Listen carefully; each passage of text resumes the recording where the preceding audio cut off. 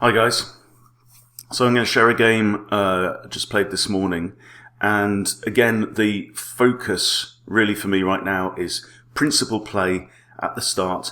And one area that I've tripped up on a few times recently is not getting my king safe early enough in the game. And you really don't want to get your king caught in the middle of the board once the battle really breaks out. So basic things: control of the center, develop your minor pieces, get your king safe, centralize your rooks, all of that stuff before the heat of battle really starts, if you can. So I'm playing here with the white pieces against Adrist from Spain, rated 1331 now.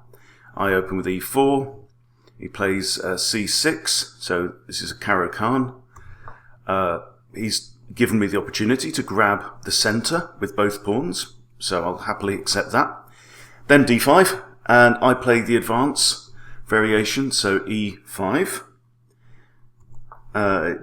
Develops his light squared bishop, and I figure that he's spent one move developing his bishop, and if I counter it with my bishop, if he exchanges, then I've got my queen out into the board, basically for free. He does go for the exchange. And then he plays e6, so he's made a nice pyramid now with his pawns on light squares. We both have a dark squared bishop. That's all fine. So now I need to think about developing the rest of my pieces and castling. And it doesn't really matter which order you do that, but you want to castle soon. If you notice as well, up to this point, I have developed he's developed the bishop from his queen side. I respond by developing a bishop from my king side, and then after the exchange, I only have to move one piece here in order to be able to castle. He needs to make at least 3 moves because he hasn't moved his king's pawn or the g pawn yet, so that bishop can't get out off the back rank until one of these pawns is moved. So he's going to have to make another pawn move, and he's going to have to move his knight, and he's going to have to move his bishop. Right, so there's 3 more turns before we can even think about castling. Okay, I'm only 1 move away, really. So he makes that. I develop my knight to f3, getting ready to castle. He brings out his knight from his queen side again, so he's no nearer castling. Okay, I am now castled. I am now 2 moves away from completing development, and he's a long way off. So he advances c5, threatening d4. I meet it with c3. The computer says c4 is maybe a better move here. And now he brings out his king's knight. But notice that dark squared bishop now is entombed in there. So it's going to have to be like g6, bishop g7, then castle, so still 3 moves away. I bring out my bishop to put some pressure on. That's now pinning the knight on e7 against the queen. That knight can't move. He brings out his queen attacking b2, and I just push b3.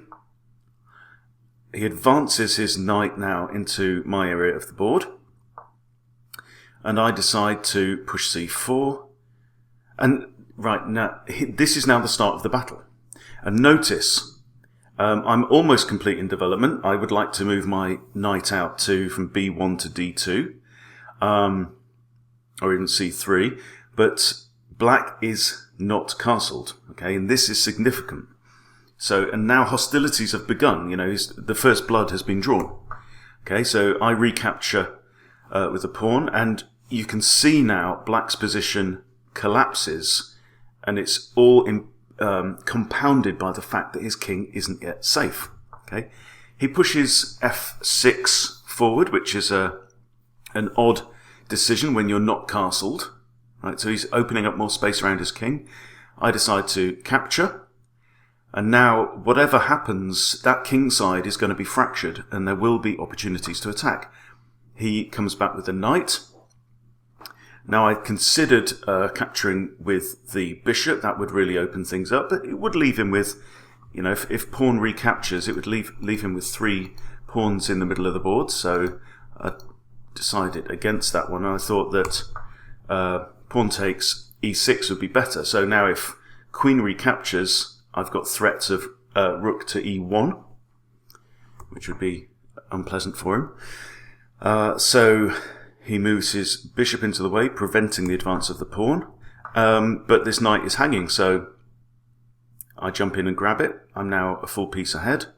Now he castles, okay? But look at the difference in, this castling now seems desperate, a desperate attempt to get the king to safety. Whereas if he'd done it earlier on in the game,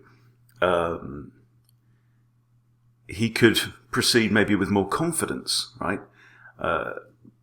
Because this isn't really a good move. It's not really making his king safe. It's making his king a little safer.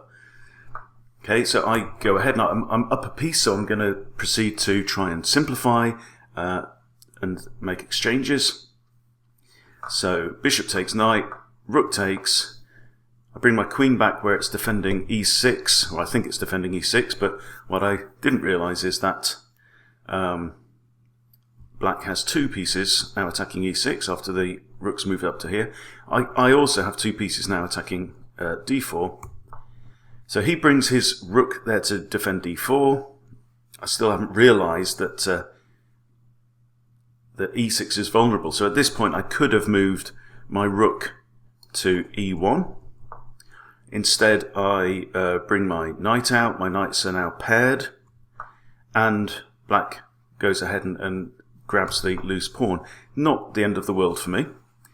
So I'm bringing my queen here. I'm now looking at the very tender square of g7. I'm also looking at this rook, which is defended by the queen. And I'm thinking, I've got ideas of, I really want to bring this knight up here to c4. That looks like a really nice position for the knight. Black actually helps me, prompts me to make that move.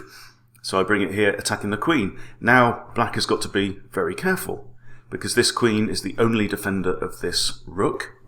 This rook here on the back rank could also be undefended as well. So black goes ahead there to c6. And I come in with a knight, grab a pawn, and it comes with a fork on the queen and rook. And then that's the end of the game. So I decide to go in and force the exchange. So this is just clearly a losing position. So I mean, I could have captured with the knight, but I figured that this is pretty winning as well. So it would force the exchange of queens, and I am a full, a minor piece and a rook ahead. So hopeless situation for black. And if we go back to the beginning, you can see, the beginning of black's troubles were the fact that he didn't castle early enough, okay? And one of the reasons he didn't castle early enough is because he, I think when you're playing like the Caro-Kann here, he's moved his c-pawn already. It's very unlikely that he's going to want to castle and put his king on c8, much more likely to want to put it on g8, where he's got his pawns tighter around him, right? So he really needs to be thinking about developing his kingside pieces in order to facilitate castling. He doesn't do that. He moves his queen's bishop, then we swap that off. Then he moves his queen's knight, and you can just see how, it takes him so long. It's not move 15 until he castles, right? I'm already castled here on move 7, okay? And that king is just in a horrible, horrible situation, okay? So bear these things in mind. Every game that you play, you want to develop your pieces and castle. Develop your kingside pieces first if you're going to castle kingside. Develop your queenside pieces if your plan is to castle queenside, okay? But, king safety is, as we know, absolutely critical. And getting your king safe in those first 10 moves is definitely advisable. So hope that's useful for you. We'll see you next time.